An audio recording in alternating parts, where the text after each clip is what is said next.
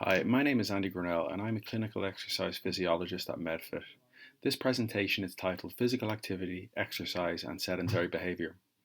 This talk is from a series of presentations related to the Active Aging Communities project. The aim of this EU-funded project is to improve the health span of older adults in the EU by understanding the optimal approach to aging well. We encourage all clients to watch this video series as it will help facilitate a better understanding of the aging process and how we at MedFit use a personalised approach to drive health gains. So both physical activity and exercise are at times used interchangeably, when in reality they are different things. So what is physical activity? Well, physical activity can be defined as any movement of the body that requires energy, including activities undertaken while working, carrying out household activities, cutting the grass, walking to the shops, or walking the dog. And what is exercise? Well, exercise can be defined as a subcategory of physical activity that is planned, structured, repetitive, and aims to improve or maintain one or more components of your physical fitness, such as muscle strength, mobility, balance, or cardiovascular fitness. So we have known for thousands of years that being physically active imparts health benefits, but this is just being anecdotal evidence. When we look at the science, that is, systematic investigation of physical activity and health, a good place to start is 1953. Jeremy Morris was one of the first researchers to investigate the relationship between active and inactive individuals, in this case conductors and drivers, and what this behaviour meant for their health.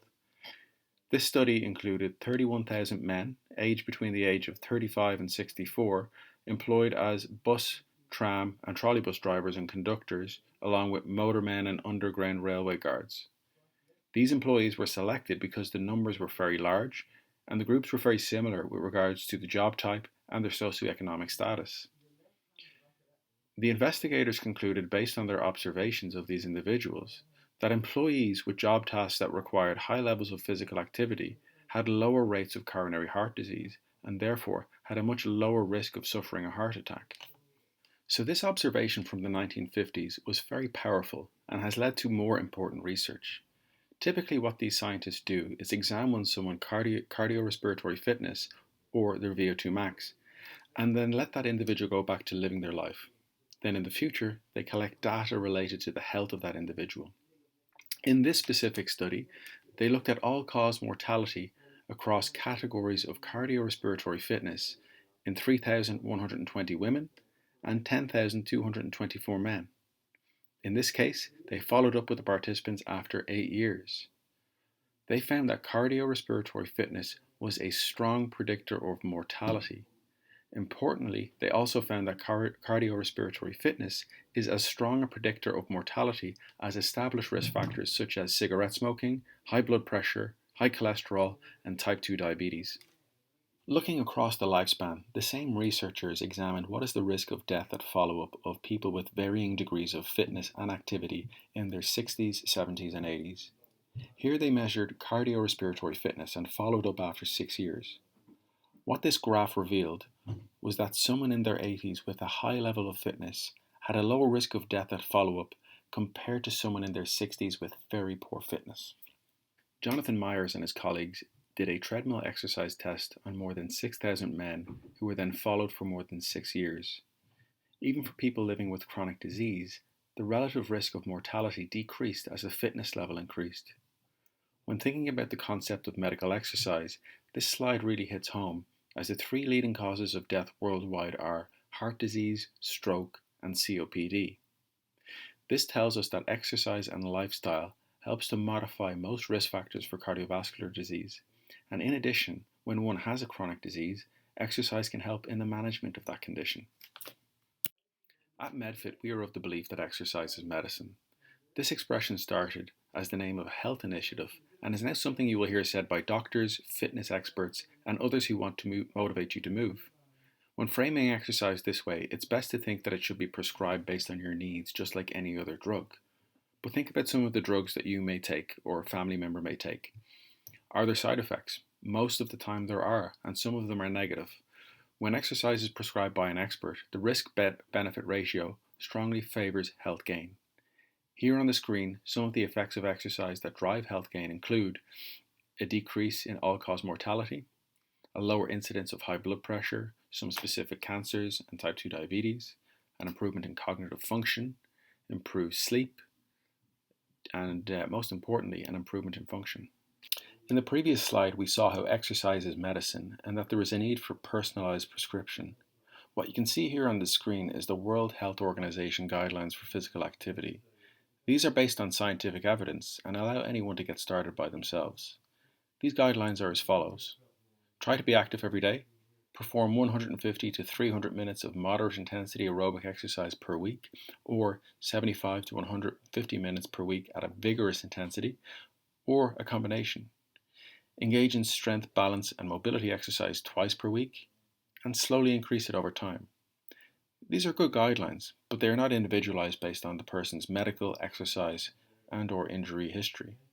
So it's important an expert helps to optimize your exercise journey. Let's start to think about these guidelines from the World Health Organization in more detail. How should we think about the intensity of aerobic exercise? Remember, aerobic exercise is a mode of exercise that is generally sustained over time. Examples include walking, cycling, hiking, running, swimming, skiing, or rowing. This exercise can be performed in a variety of intensities, ranging between light, moderate, and vigorous. We use a famous scale called the Borg scale to measure intensity. Research shows this correlates with heart rate, so it allows us to prescribe and monitor exercise with precision.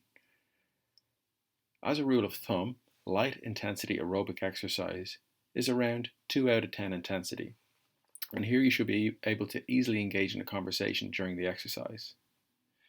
Moderate intensity aerobic exercise is around 3 to 4 out of 10 intensity. Here you should be able to talk, but at the same time feel that your breathing rate has gone up. At vigorous intensity aerobic exercise, it should be around 6 to 7 out of 10 in terms of the intensity. Here you cannot sustain a conversation, but can respond if someone talks to you. It should overall feel hard to perform the activity, but is manageable for the duration that is being prescribed. For example, if it is a 4-minute interval, you should be able to complete it at a sustained speed. I'm sure most of you have been asked about your step count before. It seems every device these days can measure how many steps we take per day. The magic number 10,000 dates back to a marketing campaign conducted shortly before the start of the 1964 Tokyo Olympic Games. A company began selling a pedometer called Man-po Kai, man meaning 10,000, po meaning steps, and kai meaning meter. It was hugely successful, and the number seems to stay as a recommendation. Since then, several studies have compared the association between step counts and health, and not surprisingly, increasing step counts was associated with lower mortality. Nevertheless, fewer studies have been conducted with older adults over the age of 65, but one large study looked at more than 17,000 women and followed them for 4.3 years. The average step count was approximately 5,500 steps per day, and the study confirmed a lower mortality rate with increasing steps. More importantly, women who average approximately 4,400 steps had a lower mortality rate than those doing 2,700 steps per day. The message from this study is that 10,000 is not a magic number. What's important is to examine where you are and try to improve that over time. If you're not counting steps at the moment, you can easily get started using a pedometer, activity monitor such as a Fitbit, or even your mobile phone. And this can tell you how many steps you're walking every day.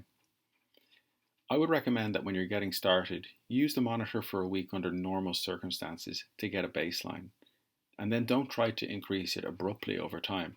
Instead, do this gradually and speak to someone you know who might be able to provide expert advice to help do this in a safe and controlled manner.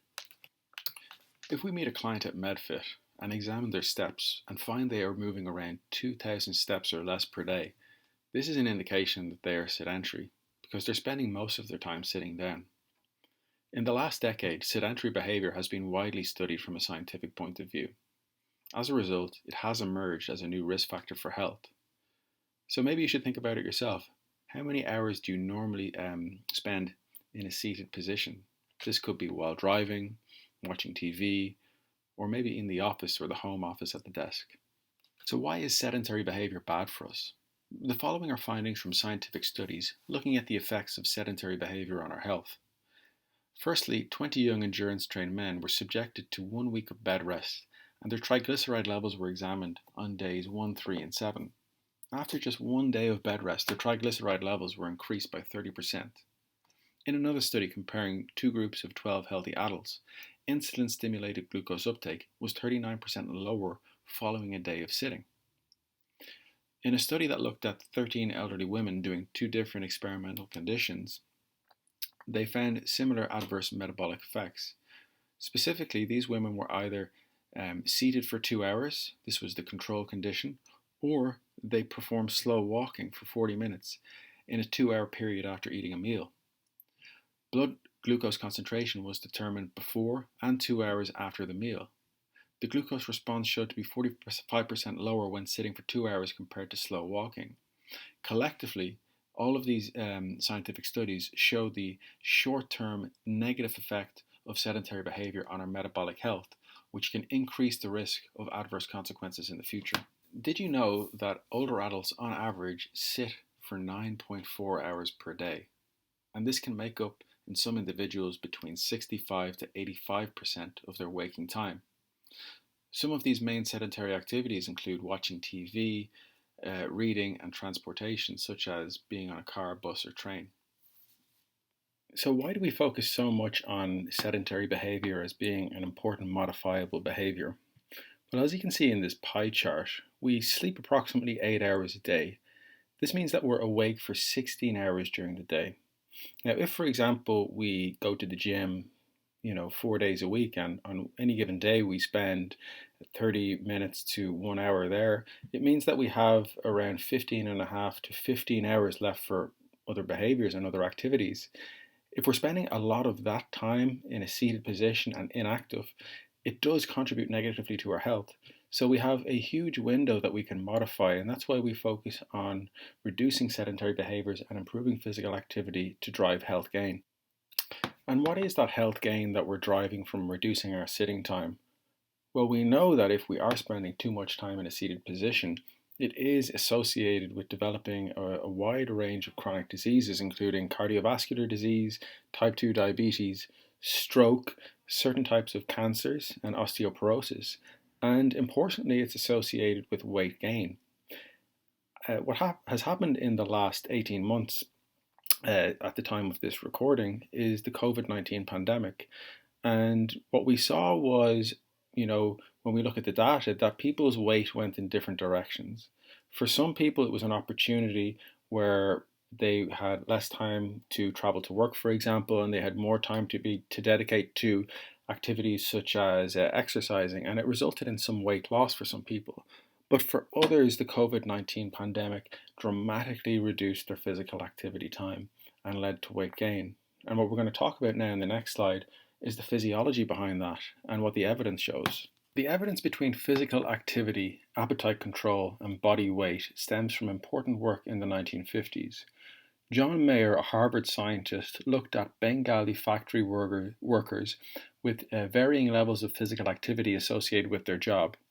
He found that in people with moderate to very heavy levels of activity, the amount of calories that they burned throughout the day matched the amount of calories they consumed, indicating that they were at energy balance and therefore weight stable.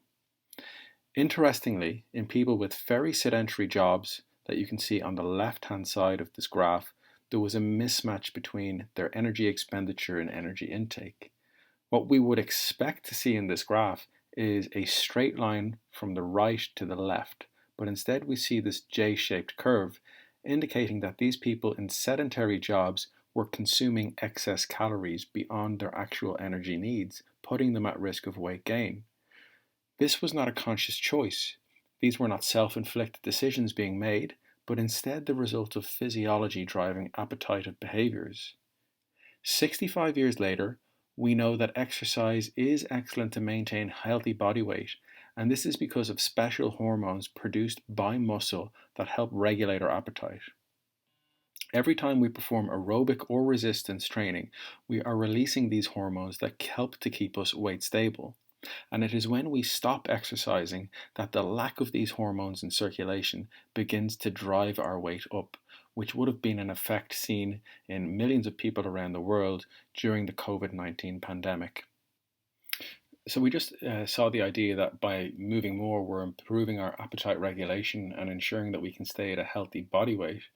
But some additional health benefits that come from sitting less are the reduced occurrence of many chronic diseases, and we also see quite quickly a reduction in blood pressure, a reduction in cholesterol levels.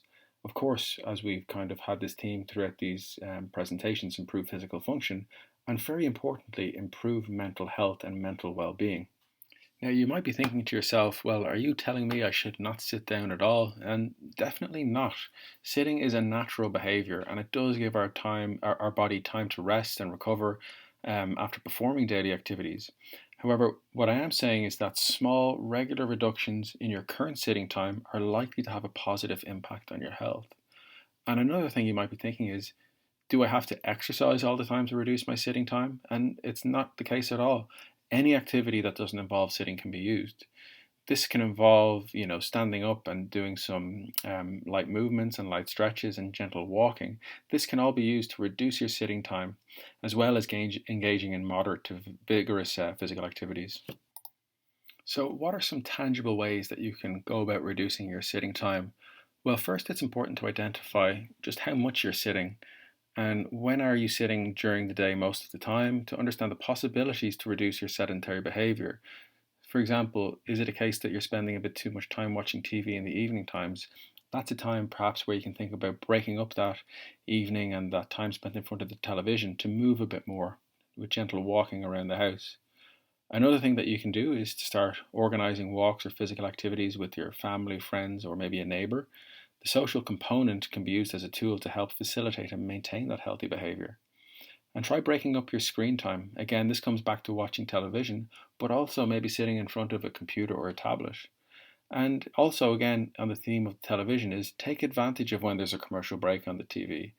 Get up, move around, get a bit of water, for example, tidy up a few things around the house. All of these things can accumulate and stack day to day to help generate and drive significant health gain. So, some other things that you can think of to reduce your sitting time is to ask yourself, with the activity that you're doing, do you need to be sitting down? For example, this could be talking on the phone. A good rule of thumb is to break up long periods of sitting. For example, if you're watching a movie that's over 1 hour, try to break that up with 5 minutes of physical activity walking around the house. You can also schedule daily life activities when you are usually sitting the most. So, for example, when you're watching the news, try to integrate this with hanging the laundry. You can also buy a pedometer, an activity monitor such as a Fitbit, or you can use your smartphone, which usually has a built in step count, and this will allow you to begin assessing how many steps you're walking per day. And also try to think about incorporating new habits into your daily life, new hobbies and activities. For example, joining a golf club or getting involved in a bowls club in the community. So, for a lot of older adults, specifically over the age of 65, they may ask, is my body able to respond to exercise? And specifically, can my muscles change? Can they become bigger? Can they become stronger? Well, here I'd like to talk about a study that was done. This involved the training of older adults of around 85 years of age. They engaged in 30 minutes of heavy strength training 3 days per week, and they did this in combination with an increase in their protein intake. This increased their muscle mass as well as their strength and functional capacity.